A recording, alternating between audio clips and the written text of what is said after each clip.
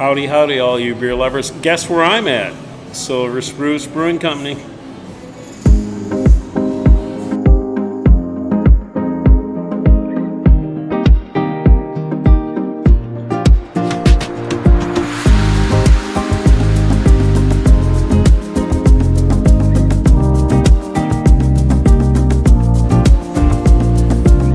Welcome, you fellow beer travelers, and we made our way to Spruce Brewing Company, and new on tap as of yesterday. It's a black lager. Look at the background I've got. I'm sitting right in front of all their tanks and all that here at Spruce Brewing Company in East 8th Street in Traverse City, Michigan. And they had a nice reveal of this black lager last night. And look at that, dark. The head on it has got a nice little, let's say, chocolateness to it. So when you think of a black lager, and that's one thing I like Scott does, he really likes doing good lagers. So what makes it black? So 80% of the malt is a pale malt, and that's where you get the yellow colors. So then that same malt, if you were to roast it a little longer, you're going to get eventually you'll get a caramel, so it'll add that caramelness look to it. It'll start to, you cook it a little longer, and then it's going to add a little redness to it. You're going to get the browns and the reds, things of that sort. But then you cook it even longer, it becomes like a toast, burnt toast, and that's a good way to look at it. So you do the majority of your grain bill when you're building a brew is the pale, and that's for the sugars and all that stuff. So the rest of it, the 20%, is the color and the taste of that.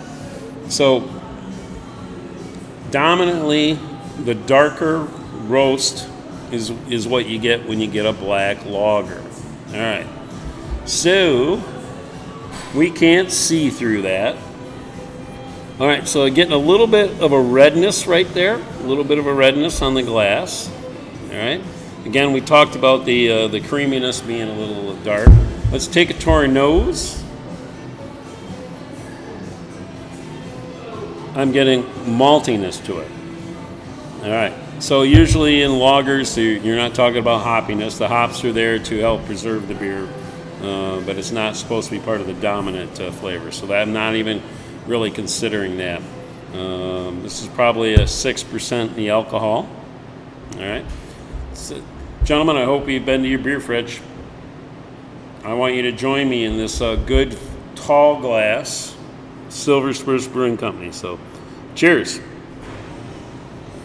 Take it to our lips and let's see what we get. Let's take a nice big sip.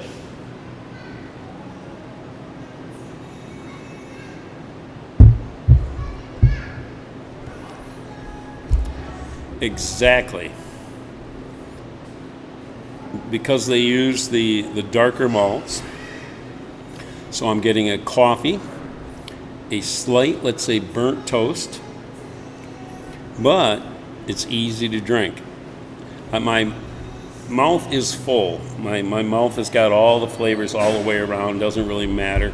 Nice coffeeness to it. It's not a stout, and it's not a porter.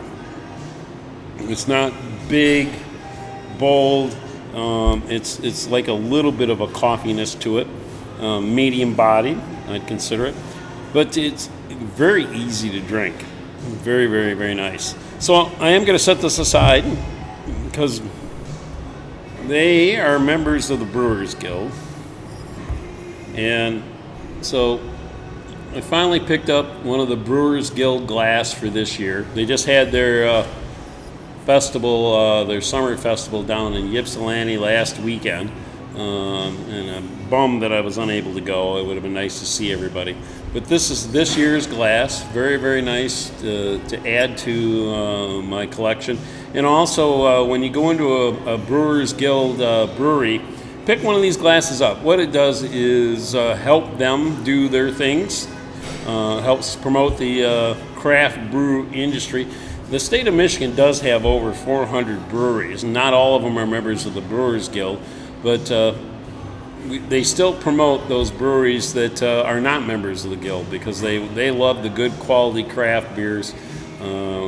So definitely go to their festivals, whether it's the one up in the UP, the summer festival down in Ypsilanti, Grand Rapids. They do the winter festival. Very, very, very nice. So that's their glass. So back to the beer. Look at this beautiful thing. It is a great thing. I'm glad I'm here at Silver Spruce Brewing Company, Traverse City, Michigan on East 8th Street, and enjoy. Everyone, if you're going to have a beer, please make sure you have a good one.